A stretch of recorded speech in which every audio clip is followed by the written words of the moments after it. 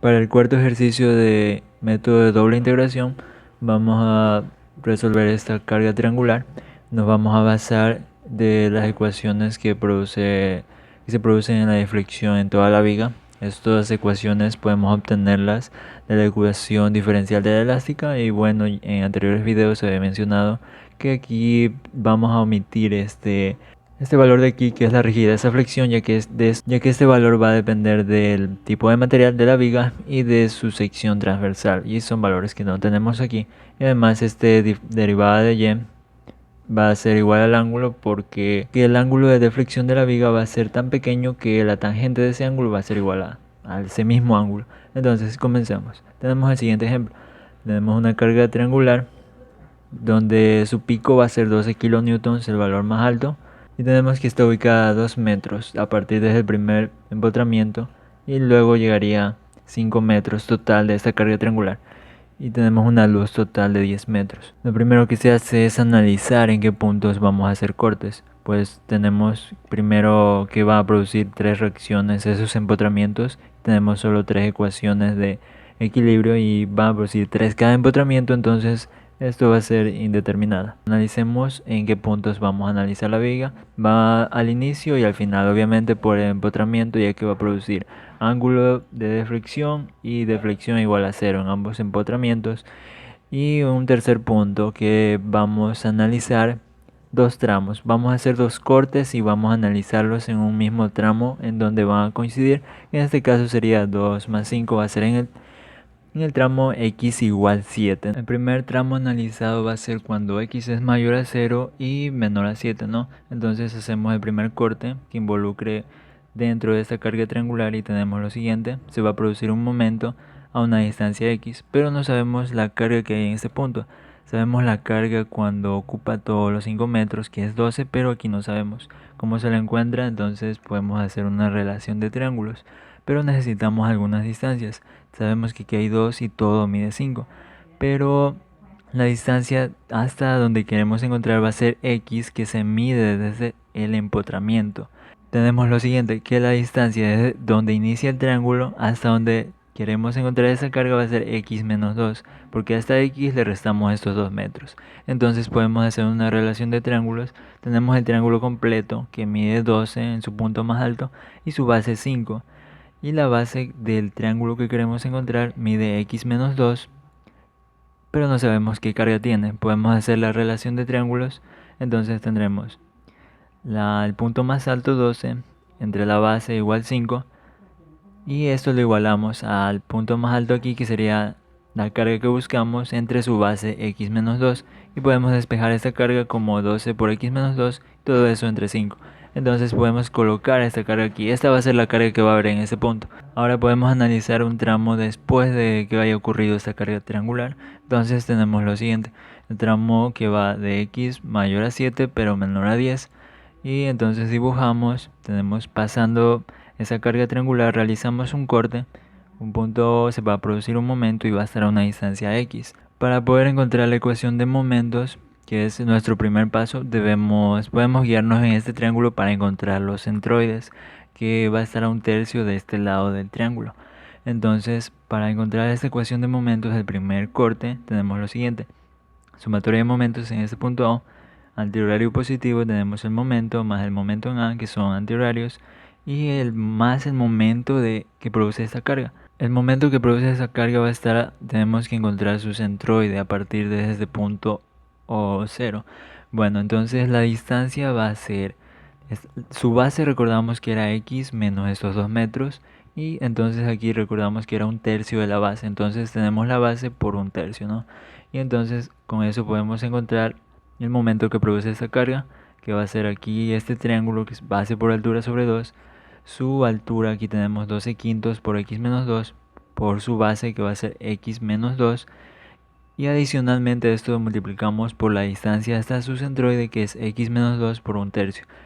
Entonces además produce aquí esta reacción en A, aquí un error de tipeo es una A, se produce un momento negativo horario, que es AY por la distancia x. Ahora, la ecuación de momentos nos queda de la siguiente manera. Para encontrar la ecuación de momentos en el segundo corte, en el segundo tramo, tenemos lo siguiente. Sumatoria de momentos en este punto O va a ser antihorario positivo igual a 0. Entonces tenemos los dos momentos, momento aquí y momento en A, antihorario es positivo. Y además tenemos que encontrar la distancia centroide de este triángulo. Entonces la distancia va a ser toda esta distancia x menos estos 2 metros menos la distancia que hay desde donde inicia el triángulo hasta su centroide, desde el lado, desde aquí, de izquierda a derecha. Tenemos que es 2/3 de la base. La base es 5 metros, entonces 2/3 por la base que son 5 metros nos queda esta distancia a partir de este punto O. Entonces podemos decir que esta carga triangular produce un momento de su área, que es base por altura, 5 por 12 sobre 2, y por la distancia al centroide, que es x menos 16/3, tenemos lo siguiente. Y además aquí es un error de tipeo, debería ser una AY, acá igual AY, va a ser AY por x, que produce un giro horario, entonces sería negativo.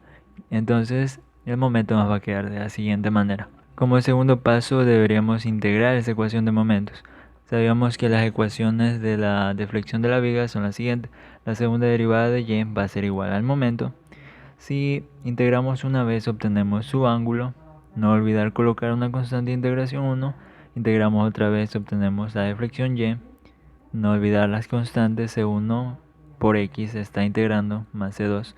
Ahora integramos el segundo tramo, el momento del segundo tramo, tenemos igual segunda derivada de y, va a ser igual a esto, al momento, ¿no?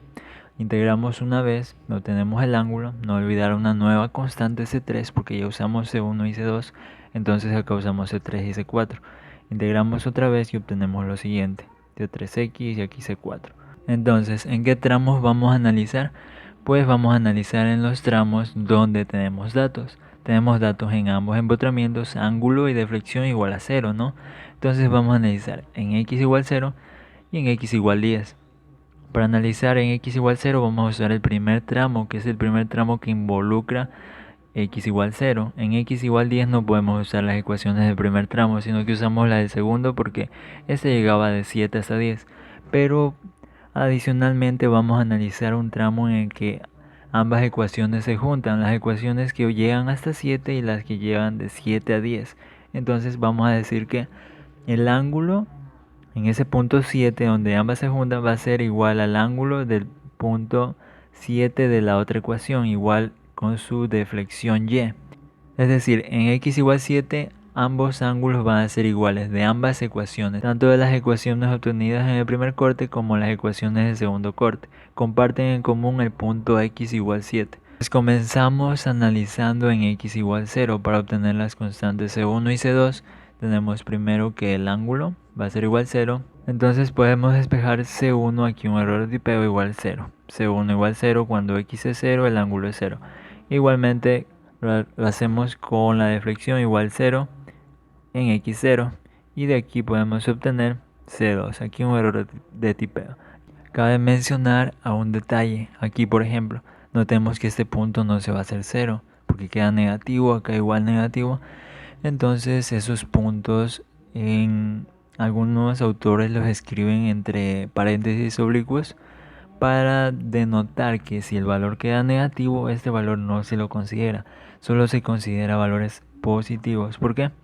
Porque notemos que este es el valor de la carga triangular y el valor de la carga triangular empieza en 2. Y entonces si analizamos en 0 va a ser negativo. Aquí no existe carga triangular desde el inicio.